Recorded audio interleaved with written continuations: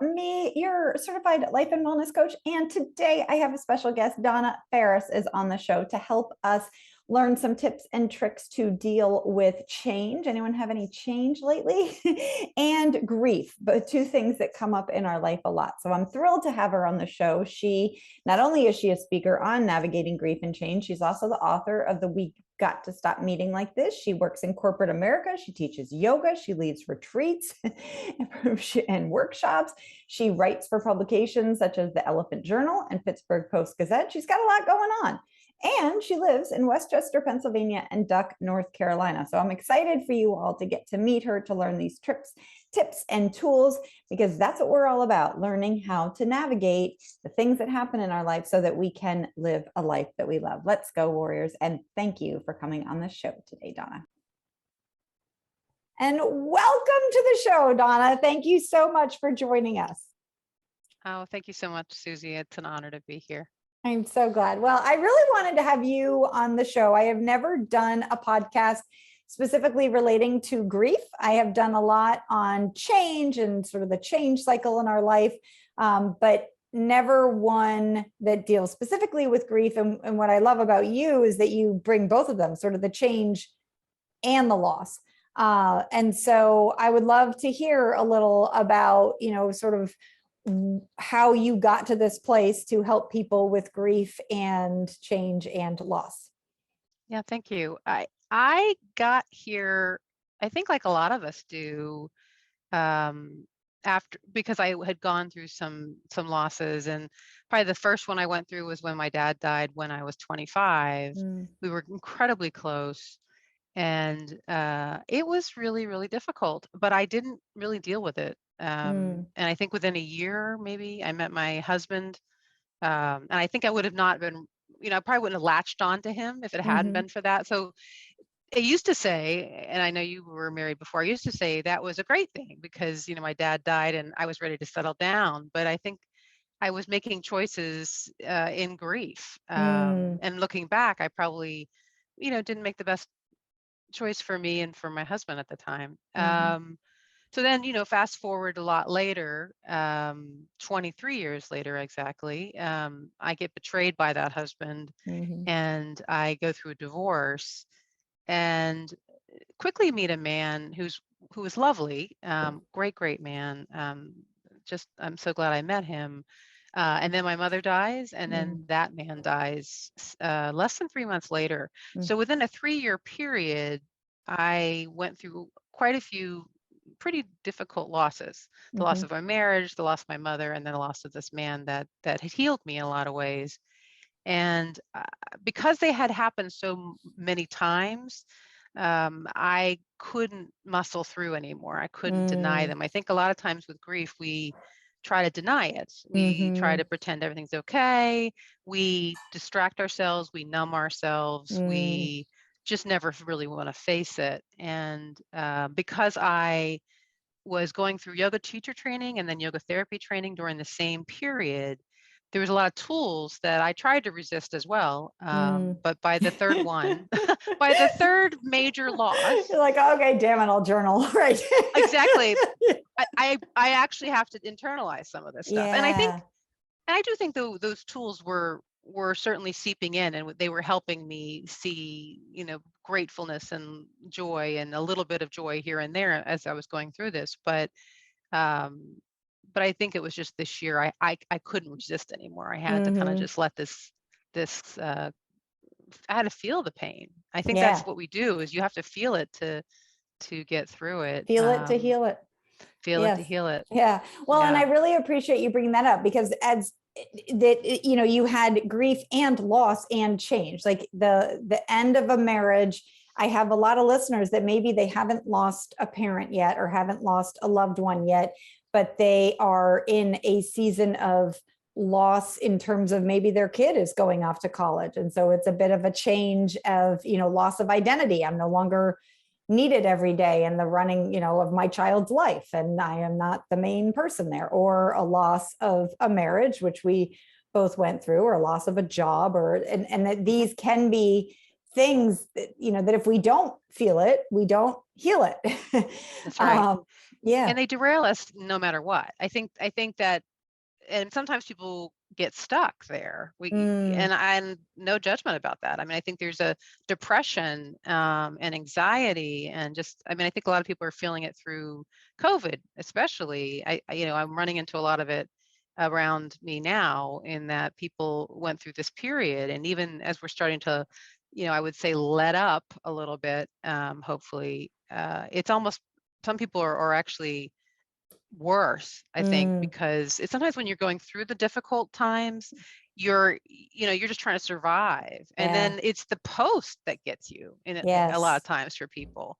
And I think that's what we're seeing some now. I mean, if you try to get, like, I've been going through something with one of my loved ones, trying to get them a psychiatrist right now is incredibly hard here in the States. And that's because there's just such a need now. Such a need for the mental health. Yeah. And so I guess I'd love to speak to your two parts, because this part of surviving, like, just that's very important that we, and I, like, you've written plenty of articles on this and sort of tips on how to allow ourselves to get through. I shared right before we started recording that the call I had before you with the client, she is grieving, and she's doing what I found myself to do when I was grieving a death in the family, of this, like, this sort of shooting on myself, and like, oh, I'm being selfish, and am I not, and sort of looking at where, as a woman, I'm always trying to, like, okay, am I not taking care of my kids in the right way, or am I not, and not giving myself permission to turn inward. So what are some of your tips or tactics for that sort of first period of darkness, angst, grief? Yeah. I think the quick, so there's, there is the periods of death. There's just the stages, right? There's the denial, anger, acceptance, bargaining, and then acceptance. Actually, acceptance comes at the end. I think the quicker that you can get through the cycle to acceptance, the better off you are, but knowing that all those other pieces are part of it. So in the beginning, there is the denial, and you need to recognize that that's going to happen.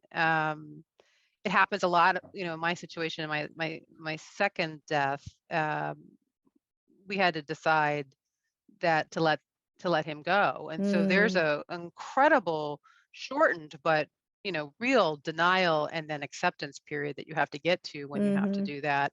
And so I'm sorry, can I stop you there? So the denial is you're denying that it's happening. Like, take something that's more sudden, like my mother-in-law passed and we found her. So, like, sort of that denial that, like, oh my gosh, did this really happen? Or there's a certain amount of time there, right, where you still think you can call them. Yes. You still think that they're in your life. I still would, like, bring her coffee, and I'm like, wait, exactly. Yes, okay. And denying that it's not affecting you. I think there's also okay. I see what you're saying. Like, that we should be able to just. It's not going to matter, and it's not going to. It's and I think this is the key one too. Is it's going to stop hurting? No.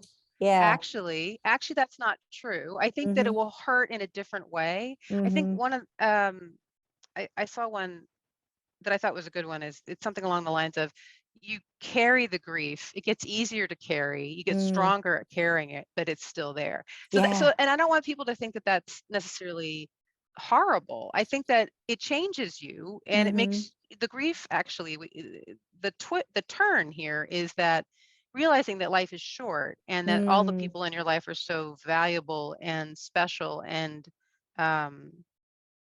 valuable is a gift, because it makes you less likely to get mad when someone you care about, eats their cereal too loud, or or we have a dog right now that is just aging, and he can drive you crazy, because he's so overactive.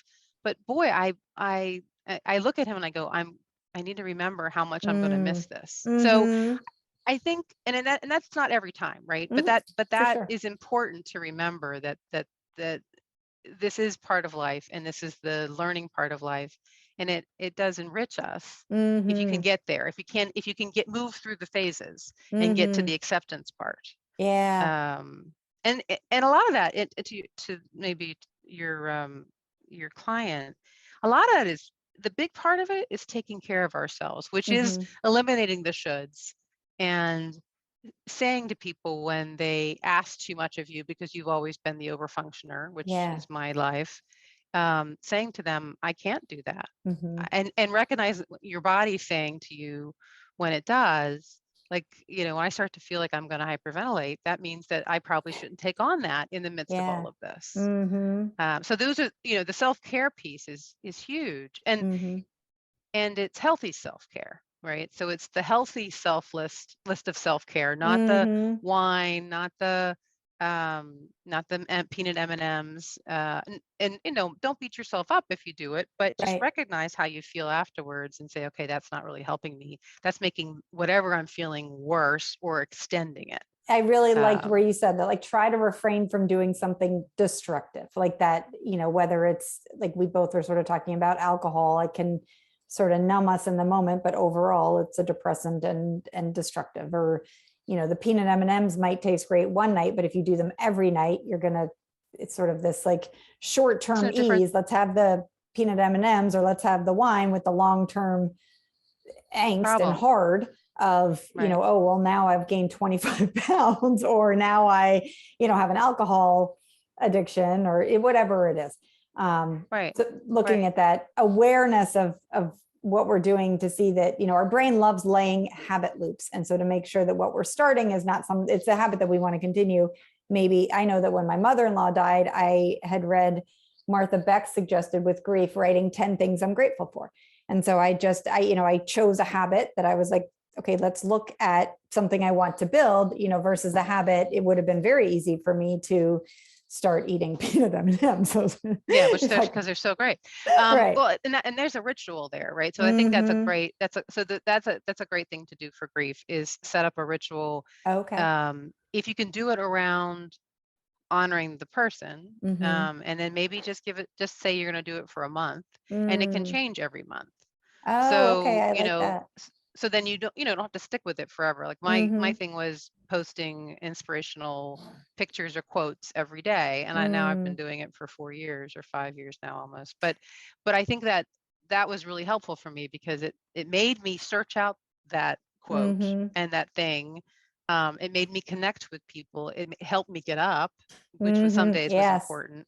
So, but it can be any kind of thing. It can be any Mm-hmm. kind of ritual. But it is really helpful to do. So in the short term, really focusing in on yourself and that self-care in a way that's not destructive, that's more, helpful. Yeah. Also paying attention, what I hear you say, is to sort of the guilt that comes up if we are those over Oh, functioners in our life. yeah.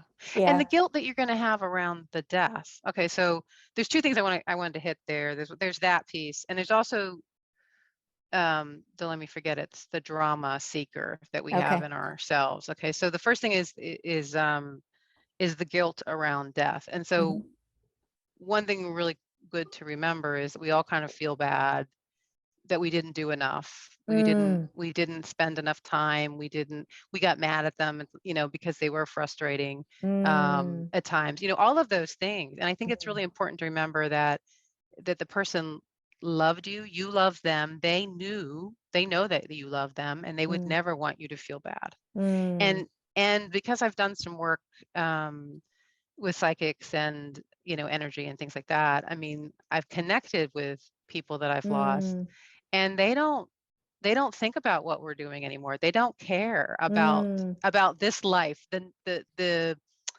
frustrations and you know the the tensions and things Minutia, like or that. like the They just daily. don't Yeah. care about that. Mm-hmm. They care about us, but they don't care about this stuff anymore. Mm-hmm. They're in such a different plane of Mm, thought and being, that all of this stuff that we worry about and we feel bad about is just not necessary. yeah. So I think that's an important thing, because guilt is huge in Mm-hmm. death, and that can be The one of the things things we that we could have really. done or should have done. You sort of said that with self-care, don't should on ourselves. Yeah. And don't do it with the person who's gone. Right. I wish I could have done better. No, Yeah. you did Yeah. as best as you could with what Right. you knew, right? Mm-hmm. So then the flip of this, the other piece of this that's kind of related, actually, it's interesting, is this drama thing that we do. And so one of the things you can really do to take care of yourself is that you are, when somebody dies, in an incredibly vulnerable state. You're like, it's almost like your skin came off and you're completely raw. And then you're going out into the world in this state. And this is where the anger can come up, is that everybody else's life is normal. I mean, you don't know what they're going through. It may not be, but to you, they're functioning normal. And, everything will feel incredibly petty to you. And you have to be careful, because you can launch into dramas unintentionally. And some of that's just distracting yourself. It's just another number. But it's important to try to notice that you might do that. And it doesn't mean that you should stay away from people, but you should probably, the more that you can keep quiet. Yeah. Like how might that show up? What's an example of like seeking drama or? Oh, I had one. It was recently. I was going through something with one of my kids, and I have to thank you, by the way. Your podcasts have been incredibly helpful. Oh, good. And yeah, they really have been. And I was just sitting at a concert, outdoor concert. It was a beautiful night, and some woman came up and made an inadvertent comment about my weight. One of those things where like she's like basically making an assumption that I don't run. And it's funny. I mean, I won't inadvertent go into it, comment or inadvertent. It was just yeah. Unnecessary. And she didn't mean to be cruel. She just did. She just did it. It was just one of her. It was more about her, right? But I could have launched into it and gotten defensive and gotten into a whole thing with her, and and I felt it, and I went there in my head. Yeah. But I stopped. I wrote about it. Yeah, I did write good about job. it. Right. I wrote about it later and used it as an example of what not to do, what you don't want to do. And you can always write about it. You can always create around it later. I mean, that's like you. So yeah, the circumstance she said something, you would have thought that launched you into a feeling of, feeling attacked or victimized. And instead of your action being yelling at her, you wrote. I mean, that to me, I'm like, go you. Like that's a very good tool to use. Yeah. Right. And in the moment with her, I got silent because it wasn't about me. So she kept going. Like as many people that are kind of clumsy with their words will do. Yeah. They'll keep going and not even realize they said anything. And they do it all the time. I call them Tasmanian devils. They kind of go around and they're flying around. They're all their own stuff. Yeah. And so how did your drama show up there? Like the drama, you were talking about how we can become drama seekers with guilt. Yeah, well, if I didn't know that, I would have launched in, and then that could have been my thing for days, and then I would have blown up that relationship. She's friends with people that I know. I mean, like it would have created a whole nother thing for me to focus on, and that's a whole other layer. Instead of just letting it be about her, she made this comment. Interesting that she said that. Not what I would have done. But then you don't add on sort of that additional. Right. And you don't make it bigger. I mean, so that you can create a whole bunch of mess for yourself that you don't need at this time. And we do it all the time. You see people at work do it all the time because we don't get a ton of time to grieve before we go back to work. And then when you come back to work, some people know that you're going through, some people don't. And we kind of don't give people a lot of time to go through it, right? So 2 weeks, we kind of expect them to be bounced back, which is not how it works. It takes a year usually or more. Right. 6 months is typically, I think that what they say is like, it's a standard kind of for feeling normal, but you're still going to be going through all the anniversaries for the year. And then it extends after that. So I'm not saying it ends after that year. It's just that first year is incredibly intense. So I guess adding the drama would be thinking thoughts like, shouldn't they know I'm still grieving? Or wouldn't they say something, or wouldn't they do something different? Sort of like that mind reading and making assumptions, and instead of speaking up and what do you mean by that? Yeah. By the way, I've done like 4 half marathons in my life, but I messed up my knee because I overexercised. Yeah. You overexercise? Oh, I could have gone down a whole pie. Yeah. You can see I did think about it. Right. But you know, something different. Yeah. But it's not worth doing. And there's tons of people that are going through stuff. And I used to think, I used to point them out and say, why do they do that? That's rude. Why don't they do the work on themselves? And I had this, one of my yoga teachers say, well, that's where they are in their journey. They're not there. Right. And they may never see that. They may never realize it. Karma will get them. Don't get me wrong. Like it will, the things that we put out, the things that are not as kind that we put out, do Well, come back to us. certainly the karma, but I also find it's interesting. It's like these life experiences that we have that, in terms of the ones that we're talking about for grief that are really so awful, they do set us up differently. So then we see things differently. Like, it's possible they haven't had these life experiences, as you know, when you lose your dad at 25, or you lose your dog, or you lose your mom, or you lose it, or your child goes to school. Like, we see things differently then, and then and other people aren't seeing that yet. You know, I know that I have a friend who lost a child. You know, the child was under 10 years old. I can empathize with her, but I do not, thank God, have that life experience to be able to know how that is impacting her. And this is where codependency comes up, in sort of us using our voices. That if we are grieving and we are in a situation with, you know, any sort of relationship, whether it's at work or home or, you know, friends, and that we get to speak up for ourselves. That it's this, you know what, I'm still sad and I'm not up for coffees yet. I'm still sort of taking like an inner cave moment, or I'm, you know, I hear what you're saying with work and I'm not going to do the happy hour because I'm still grieving. But we get to speak up instead of making these assumptions, or, you know, getting pissy with them for not having the life experiences that we've had. You know, I'm sure they've had life experiences that we haven't had, that we might be acting inappropriately for. And I hope that they ask for their needs to be met in that way. Exactly. Yeah. And giving each other the space to do that. Do you have, sorry, go ahead. No, do please. you just mentioned holidays. And I know that is something, you know, when we talk about grief, I love what you said earlier about how it doesn't get easier. It's just, it's almost like a backpack, you know, that you put on, and you just strengthen the muscles to hold that backpack. So it's still there, but you aren't noticing it all the friggin' time. And it's this, you know, and then sometimes the backpack, maybe someone throws something extra in there, like Christmas celebration, and so then you need to get some more muscles there.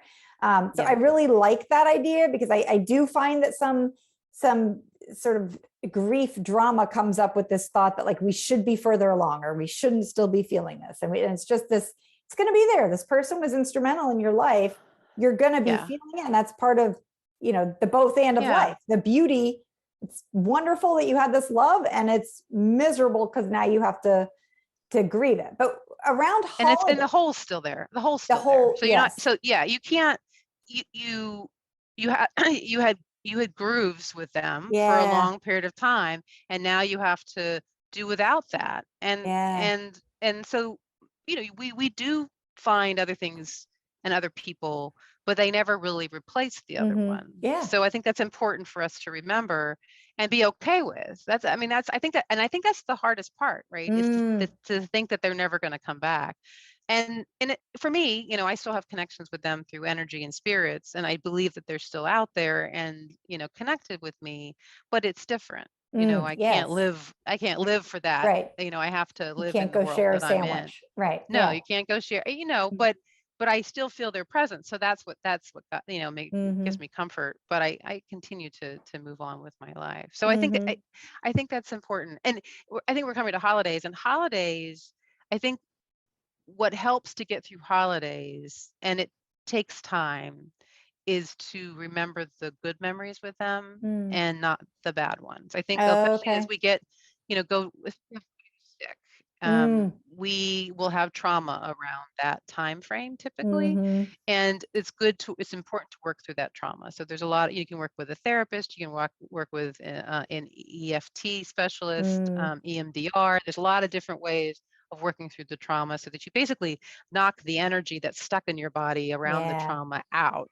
And that's really important to do. And then once you do that, then you can learn to focus on the positive memories, and then bring them into your Christmas and your other celebrations, your Thanksgiving celebrations. Try to bring them into your life. Takes a while though. I mean, I'm not going to say that's even not like a magic first year thing. No, it's not like a first year thing. I mean, you might get some of it, but it's going to be hard. I mean, it took me, I in the book I write about my mother made all of us manger sets. And it took me a long time to pull the manger set back out after she died. It took several years. And I think, you know, that, and I didn't give myself a hard time for not being able to do it. I just accepted that it wasn't happening this year each time. And then eventually it happened. So I just want to slow down. That's the self-care. You didn't give yourself a hard time for that. I Something didn't push it. very different than the loss of a mother, but my kids now we're recording this in September, and my kids in August are now, they've all flown the coop. They've all launched and gone to university. And then I moved, a big old move. And so I really was sort of having change on a very big level. And when I was unpacking in my new place, I would get to pictures of my kids, that I brought with me to my new place from when they were younger. And it would just bring me to my knees in grief of that change and loss. And so I just put them away. And there was that, it's sort of like, as I said, sort of like the manger, but it wasn't a death, but it is a death of how things used to be. Huge.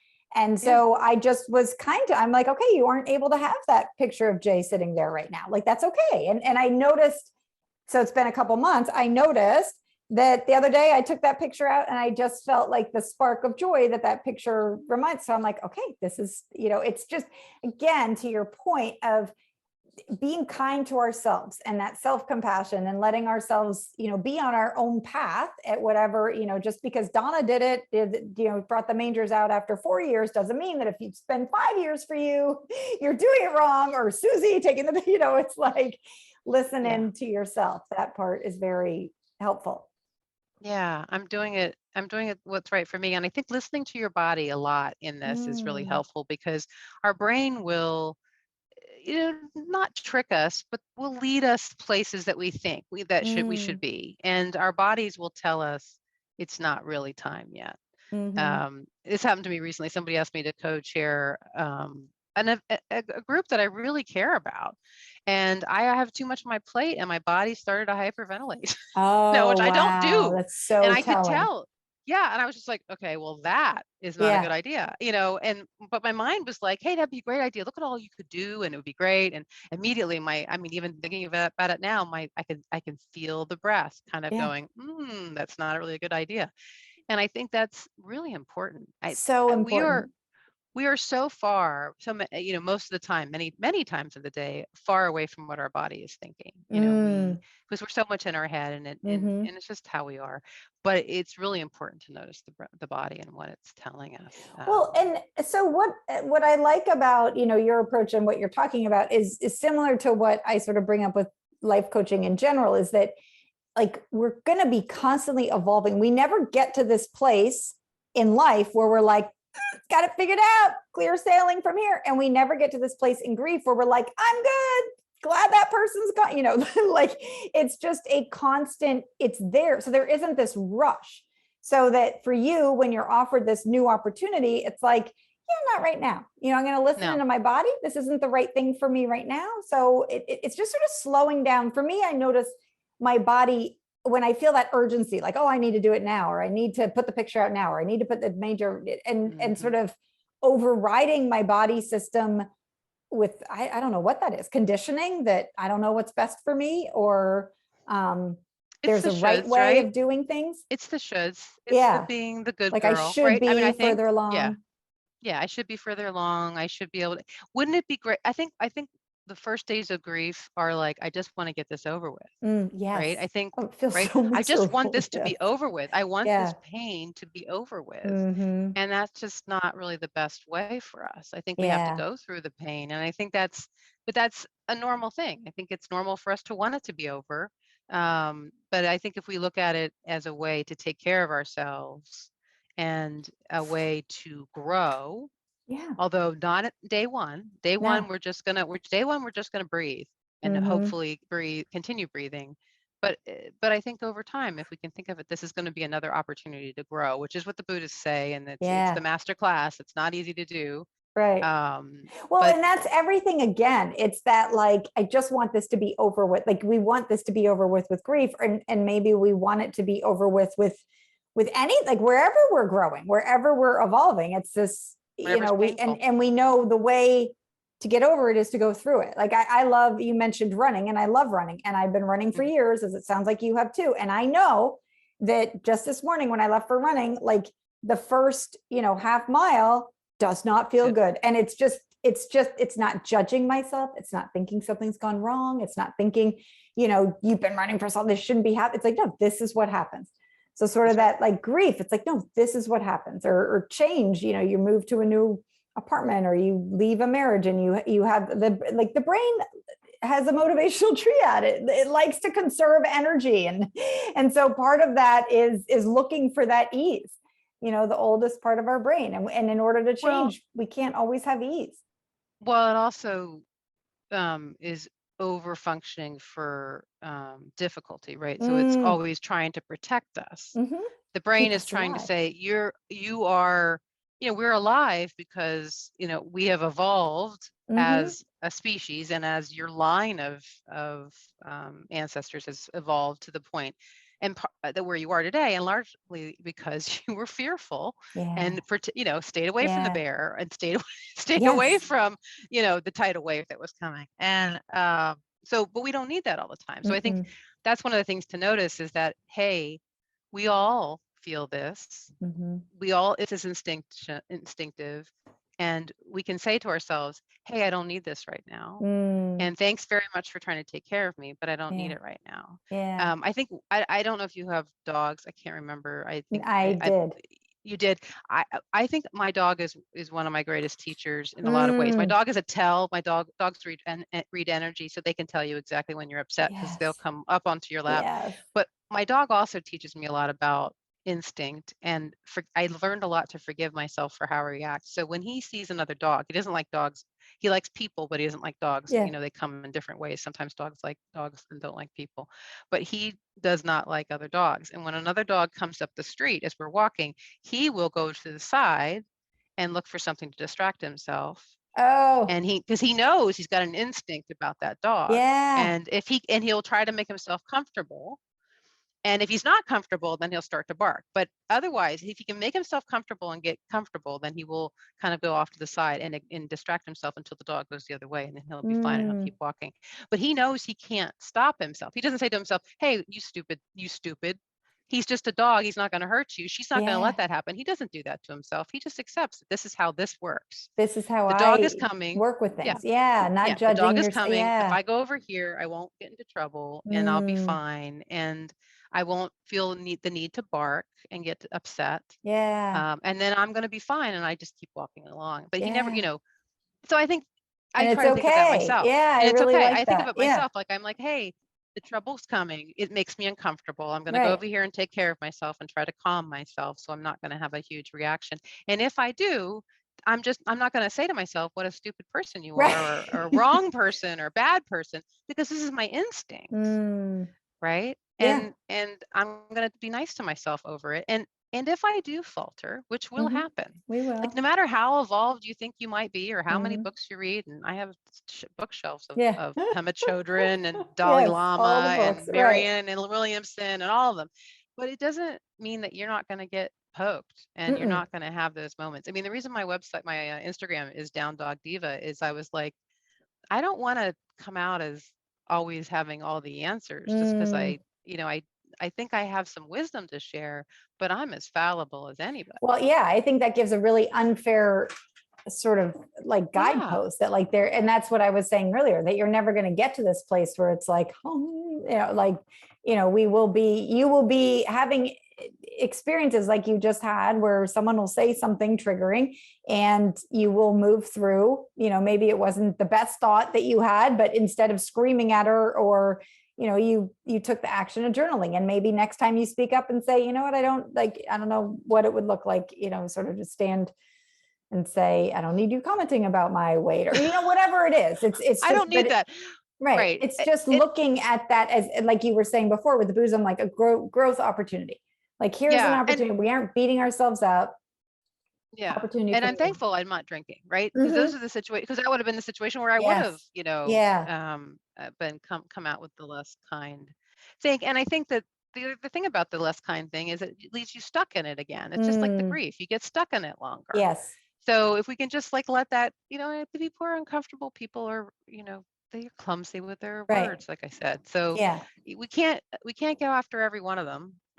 You just kind of have to let them be, and model, if you're in the moment to do it, right? If you're able to do it, model the way you would want to be treated, model the way, the kindness that you hope would come back at you, but it won't always. No, and you choose your battles. You see what, where it is important for you to speak up and not speak up, but fundamentally having that self-love of yourself and that compassion and patience with grief is what I'm hearing.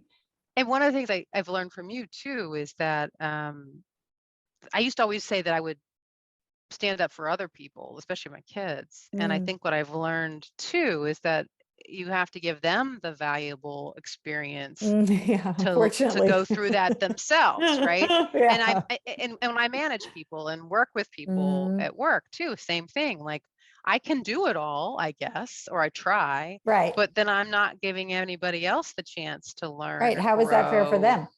No. And then they're always like, "Where's Donna?" Yeah. So that's the next. For me, it's been incredibly. It's been an incredible growth thing. Is that I don't have to fix everything for everybody. They have to. They have to have the opportunity to do it for themselves, and I have to be confident in them that they can. Well, I know, so Julie Lifcott-Hames, I interviewed, she's the author of the book, How to Raise an Adult. And she takes it sort of a step further. And I'm bringing this up because we talk about grief, is she says, like in parenting, she's always aware she's going to die someday. And so she's like, what if I die tomorrow and my son like doesn't know how to speak up to the teacher, or doesn't know how to email his dean, or doesn't know how to, like, she sort of takes it to that next level. And she's like, we think we're like all important and helping them so much, but when you sort of flip it in that, like, how is this helping if I'm always doing it for them? So that's right. Yeah. Interesting. It's not. Yeah. It's right. And that's why, no.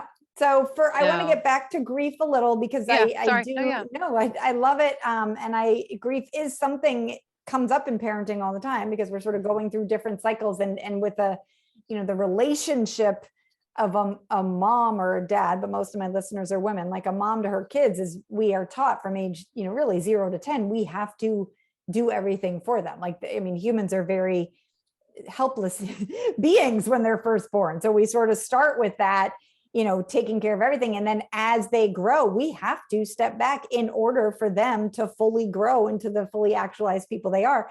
And with that comes sadness and grief and a change of how we view ourselves and our value in the world. Like, are we only valuable if we're the first call the kid makes when, he gets the failing math test? I argue no. So it's sort of looking at all of that. Yeah. And it's helpful to be around people with kids that are older too, especially as you're just letting the last one, I am too, just letting the last one kind of go off. I think you have to wean yourself. There's a grieving of weaning yourself off of the communication. I mean, think about it. When I was young, there was no cell phones. No. I was in college. There was letters, right? Yeah. Or high school or middle school. I mean, the kids now, they're like in the middle of middle school and they're like, I'm so nervous going into this math test. And then the parent will sort of help them emotionally regulate. I didn't have that option. Like if I wanted to call my mom, I don't know, I think I'd have to go to the principal office and they'd probably, so it's really at any step of the over way. Connection. Yes. Over connection all the way around. And trying to sort of stop with that. And then, the grieving process, what we've been talking about that's interesting is this return to self. Again, it's when we are over parenting, we're doing it as a way to manage our F line, like our feeling. Are we feeling nervous? Are we feeling anxious? Are we feel like if we're feeling connected and in love and with faith for our kids, we're not going to be doing the action of over parenting, and we're going to be more like, they've got this. This is good. And we need to instill that in them, right? For sure. And I think that and there's a big grieving process around that. And I think that's the same thing that probably happens when people leave us permanently through death. I think, you also aren't sure you can hang, and you're not sure that you can do it. And that connection, that disruption in the connection is a big part of what you're grieving. Yes. And then, so we really haven't talked about, probably one of the big things to help you get through that, which is befriending your mind through a lot of different ways. I mean, meditation is kind of an obvious. I think for many people, prayer works similarly. I think sometimes even a secular prayer, Ariana Huffington's sister did a book on prayer. It's secular prayer. So it's not really to a deity per se. It's to the universe, but it's really powerful what she did. Okay, I'll And she ask. kind of talks about how the two go together, how prayer and meditation can go together, because they're different things. I think in prayer, it's almost an intentional Mhm. manifesting type of thing, right? And again, I'm not, if it's to Right, you're a god, it's another level, right? For certain people, right? And then I'm always very careful because I work with a lot of right, different folks, and then meditation is really befriending the mind and learning to get comfortable with the thoughts and maybe managing them, to a right. certain extent. So I think they really work well together because they're two sides of the same coin of how we get comfortable with the things that are going through our brain, Hmm. and how we manage the energy of them, and how they change our actions as we move it through the world. For And sure. And I think we're wrapping up on time here. And I want to re-emphasize again that in the beginning, when it first happens, to have that check-in with yourself and do what works for you. Because for me, Mhm. I had to, like, I took a break from meditating. I took a break from, other people said, like, get a good book. And I, like, You reading couldn't do it. fiction for me was so hard to keep my mind on that. And, so Yeah. it really is do what you can do. And Yes. then, and yet I did do more of like a prayer. There was a place that I would go and connect with my mother-in-law because she had a little statue, and I would go, it's more like an intentional thinking than letting my mind wander, because I would in meditation, which is what happens to me. Yeah, yeah, yeah. I would It's get, and hard. so, or also the more deliberate thinking with like journaling and writing down 10 things I'm grateful for, or getting your thoughts out on paper. All these tools, and I will link your articles that you've done that are so helpful. All these Thank tools you. are great. I just want our listeners to hear that there is no one right way of No, breathing. It is it's what your works. way. So what I'm hearing from you, what I love about your message is continue to turn back to yourself. Like, Yeah. continue to turn back and like, what works for me? Does praying work for me? No, then try something else. Does, whatever, what I'm trying to do, things that are helpful, not destructive, keeping an eye And on yourself. and keep being open to trying, right? Because it's going Mm, to change day to day. It may not work for you today, right. like you That's a said, like very when good I, point, because now I'm back to meditating. And now I remember when when I ended my first marriage, that's really when I noticed I couldn't read a nonfiction book. I couldn't read a fiction book. I could read nonfiction, like self-help. I was all like trying to, but the fiction, I couldn't keep my mind on. And I remember like when someone finally gave me a book and I did read a chapter and I was lost in the chapter and I was in it. I was like, oh, so I like what you're saying. It's that, like, it might not be happening right now. It's sort of that growth mindset, like, not yet. I'm not yet able to put out the manger set, or I'm not yet able to, go and pray or meditate or journal, or like, but to keep continuing to return to yourself. yeah, it's like So potty training yes, it is. It's like to little come back, steps at right? a time. Right. Exactly. It's not going Perfect. to, every day will change. Right. And having that growth mindset and acceptance with yourself. Okay, well, wonderful, Donna. And if listeners will want to hear more about you, I know that you wrote a book, which I have. If people are watching, you've got to stop meeting like this. And where else would you like to direct listeners to Yeah, find more absolutely. Donna? So I'm actually doing a workshop at Kripalu, which is a big yoga retreat center Mhm. in the States, October 2nd through 4th. And it's called Managing Change with Grace. So I do these Mm. workshops. This is a retreat, this one is, but I do workshops around resilience and basically managing change. Okay. I don't think Yeah. this podcast will air by then, but so in terms of, I have your links, but I guess to look at your website for upcoming Yep. Which is retreats and minichangeyoga.com. And then you can yes. Google me. The easiest way to Google me is Donna Ferris, Ferris, like Ferris Yeah. Bueller, and yoga, and you'll find me. Okay. Because I tend to come up. It's not that hard, I guess. Awesome. No, I, it isn't. And I I will have all the links in the show notes to articles that I really helped me with grief, and your book and your Instagram and all these places to make it super easy for listeners. So if you're listening on Apple Podcasts, just scroll to the purple where it says smbwell.com/some number. I've not figured that out yet. Or on YouTube, I'll have it underneath. Thank you so much, Donna, for taking your time today and helping us all so that we can feel a little more supported in this, what can be a challenging part of our lives. Oh, well, thank you for all you've done and are doing for me too through parenting. So I really appreciate it. Awesome.